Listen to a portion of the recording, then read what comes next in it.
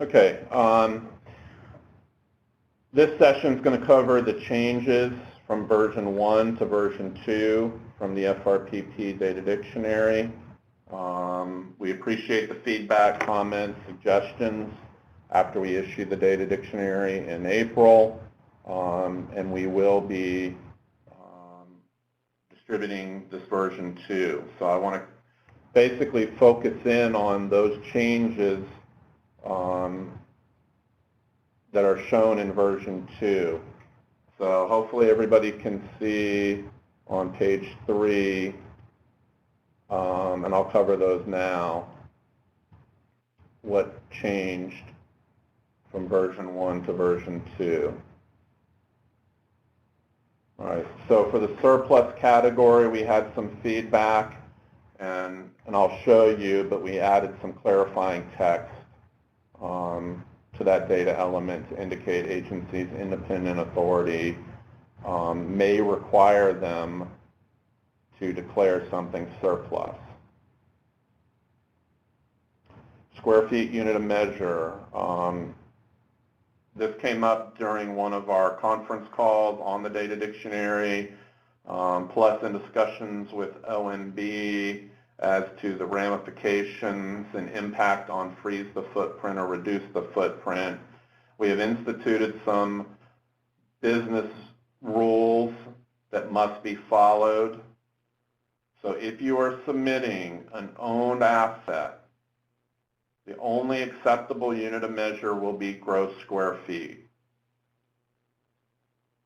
If you're submitting a lease building, the only acceptable unit of measure will be usable or rentable. If you have an otherwise managed asset, the ability is for you to choose any of the 3 units of measure, gross, rentable, or usable. That's probably the most programmatic change from version 1 to version 2. Sub-installation ID, we've just changed the field length from 6 characters to 24 at the request of some agencies, as their internal systems exceeded what had previously been the 6-character limit. Sustainability, we had some feedback. Again, the new executive order issued this spring, 13693, revoked executive order 13514.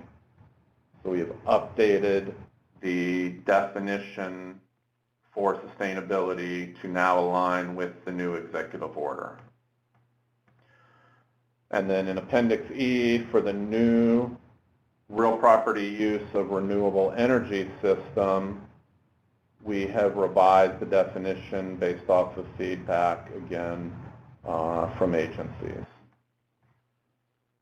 So with that, let me walk you through those changes in a little bit more detail. So the first was on status category for surplus. So surplus is a step in the GSA disposal process, but there was a recognition that other agencies who have independent statutory authority, those authorities may also require that agency to declare the asset surplus to the entire federal government. So we wanted to provide clarifying language to capture both sides, be it a GSA disposal via GSA's authorities or other agencies who have independent authority who also may have to declare something surplus. And again, as I had stated previously, our GSA disposal staff will be updating on its website the listing of those assets in FRPP that have been declared surplus and the date that surplus occurred, so that you can report the status accurately in FRPP. Any question on that change? All right, continuing on to square feet unit of measure, 9B and C. And for reference, I'm on page 15 of the data dictionary. Again, we previously talked about the units of measure that are now being identified in FRPP for 2015. Question came up about, well, what if I reported something in gross square feet last year and I reported as rentable or usable this year? And then we considered the impact on freeze the footprint and potentially reduce the footprint in the future. Because obviously there is a conversion factor that agencies would apply, and even though you're sitting in the same amount of space, what you normally would report in gross would exceed what you would report for either rentable or usable. And that could show up as a reduction in your reduce the footprint or freeze the footprint total, when that's truly not a reduction in the inventory, it's just how it's being measured. So we have instituted, and it's referenced in the data dictionary, that if you're submitting an owned building, you may only submit gross square feet. If you're submitting a leased building, you may only submit rentable or usable. So you have a choice between the two. If you are submitting otherwise managed, you can submit any of the three. The goal, hopefully, again, is to provide consistency year to year for the data that agencies submit, so that we are not criticized by stakeholders for having unreliable data. Any questions on that change?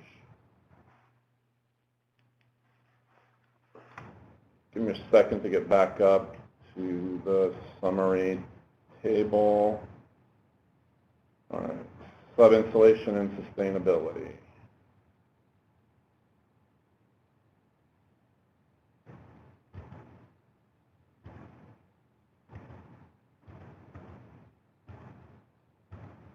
Sub-installation ID. Again, we have just expanded the field length to 24 alphanumeric characters. Definition remains the same as it was previously. Moving ahead to sustainability, and I am on page 24 now. Again, after we issued version 1 of the data dictionary, we had comments about the new executive order. So we consulted with OMB and CEQ staff, and they rewrote the entire definition to correspond to the appropriate executive order 13693 sections. But the 4 categories of yes, no, not yet evaluated, and not applicable remain the same.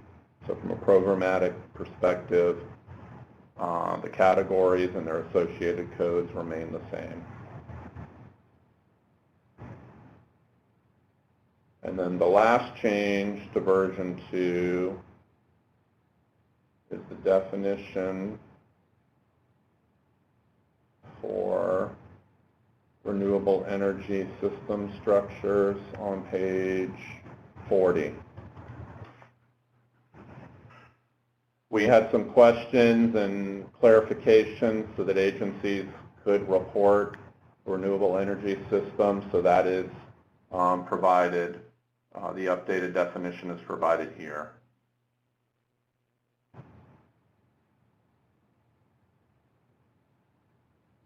And that concludes the changes from version 1 to version 2 of the FRPP data dictionary. Does anybody have any questions?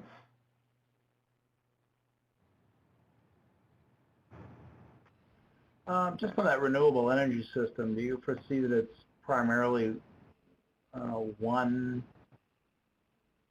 well, actually, I guess because it's been clarified, it probably is more applicable to more than just the one agency, huh? Yes. Yeah, okay.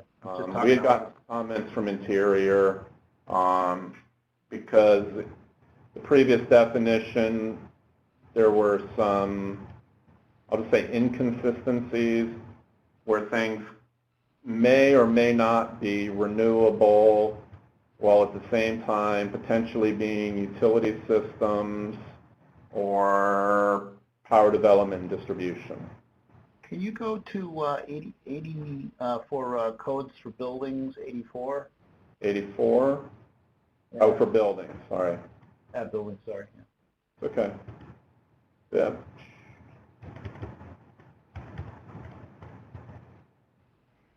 Okay, border inspection.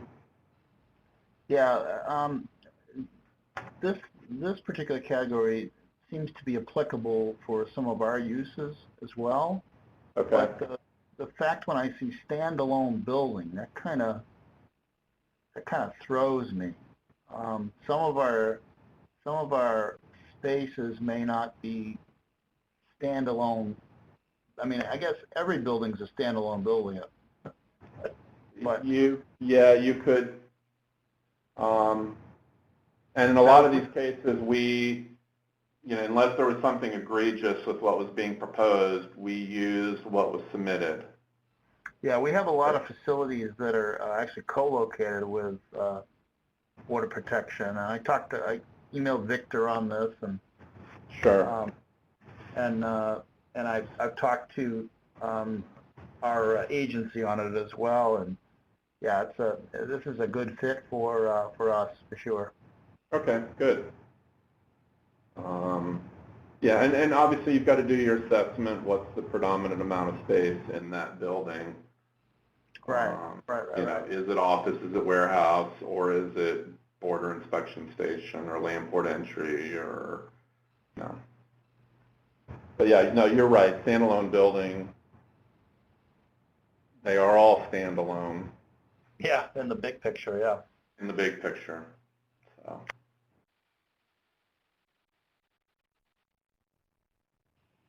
Okay. Any questions from any other users on the line?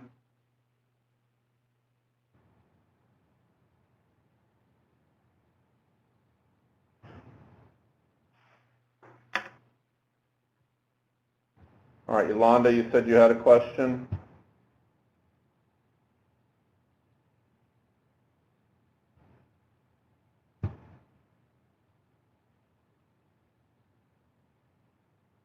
I see your chat. Yes, Yolanda.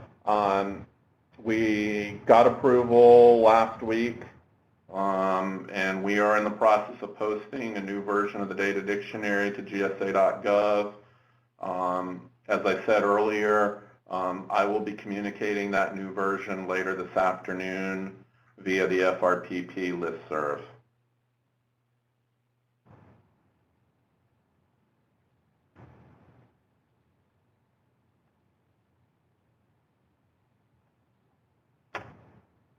Any other questions from anybody on the line?